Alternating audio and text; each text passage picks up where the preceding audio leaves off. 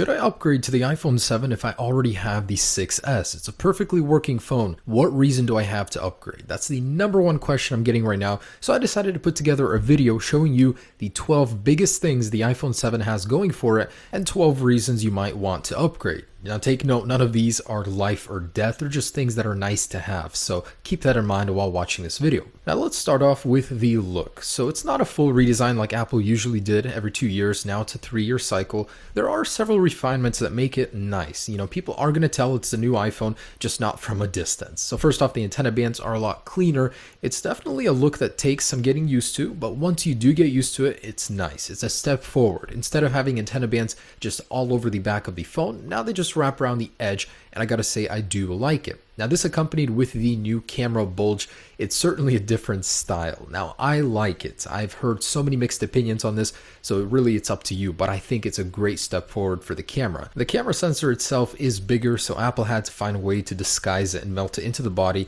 hence that change. Next up is the new color. This is going to be huge. This is the first time we're ever going to see a completely slate black iPhone. It's supposed to be called gloss black, space black, something like that. But I got to tell you, it will be one of the sexiest iPhones to date. So the gloss black color, which will be exclusive to the new iPhone 7 and 7 Plus. There will be major improvements to the camera. Some even say there's a rumor going around we might be able to change the camera settings from within the app itself, but not likely. Apple doesn't like to take huge risks like that.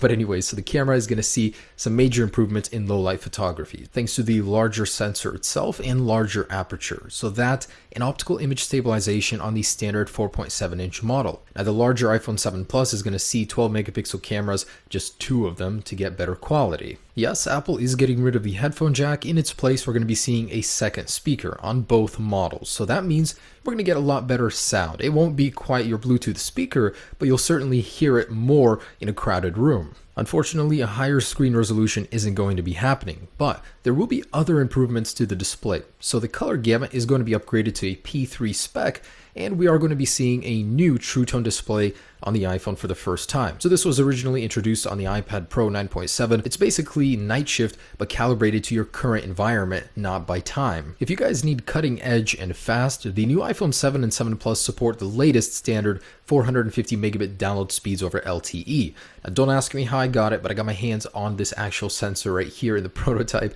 And yeah, it's actually Intel's very own creation. So Apple was partnered with them. It's going to be very fast. For the very same price as a 16GB 6S, you'll be able to get a higher base storage 32GB iPhone 7 for the very same price. Also, the max storage will be upped to 256GB to match the latest iPad Pro. Apple has heard your prayers and they are making the battery bigger on the 7. Now it's not a massive upgrade, but certainly better than downsizing like the 6S did. So a 1960 mAh capacity on the 7 and 2910 on the iPhone 7 Plus. Next up is a 3D Touch home button. So this one will have a lot of additional features that will come with it software wise, but it'll just be a virtual home button. No more physical clicks, which will help with the water resistance, which I'll get to in a second. But next up is power, raw power. With the Apple A10 chip, we're going to be seeing a huge improvement, and with the iPhone 7 Plus, we're getting 3GB of RAM as well. So this thing is going to be a powerhouse. If it outdoes the Note 7 right now, the Snapdragon version, imagine the specs on the iPhone 7 Plus. That's just going to be mind-blowing. And with Apple's optimization, it should be very efficient as well. Now the nanometer construction is still going to stay at 16 nanometers, still going to be a huge upgrade over the A9. Now this is the one I'm personally most excited about. We don't know if it's going to be exclusive to the 7 Plus or the 7, but it should happen on one or both of these devices. Imagine never needing a waterproof case again whenever you go to the pool or the beach. Not saying you should use it like that, but you certainly will be able to. And another big one I'm excited for, the exclusive features that will of course come to the iPhone 7. When the 6S and 6S Plus dropped, it had 3D Touch. With 3D Touch, you can do so much more, and Apple made them all exclusive to this device. So with the iPhone 7 and 7 Plus, there will be so many little things, little secrets that we'll be able to discover in the software that will be exclusive to those devices, and I'll be sure to share all of those with you. And wrapping this up, I just want to say going from the 6S to 7 isn't as justifiable as going from the 7 to 7 Plus. While it will be quite a big upgrade, it's just smaller things. They're not huge, and of course, we know this with Apple. They like to upgrade and take their time on these little things, but we'll have to see. Just a few more days to go, guys. I am so excited, so stay tuned for everything that'll come with the release. Have a great day, guys. Stay tuned. Peace.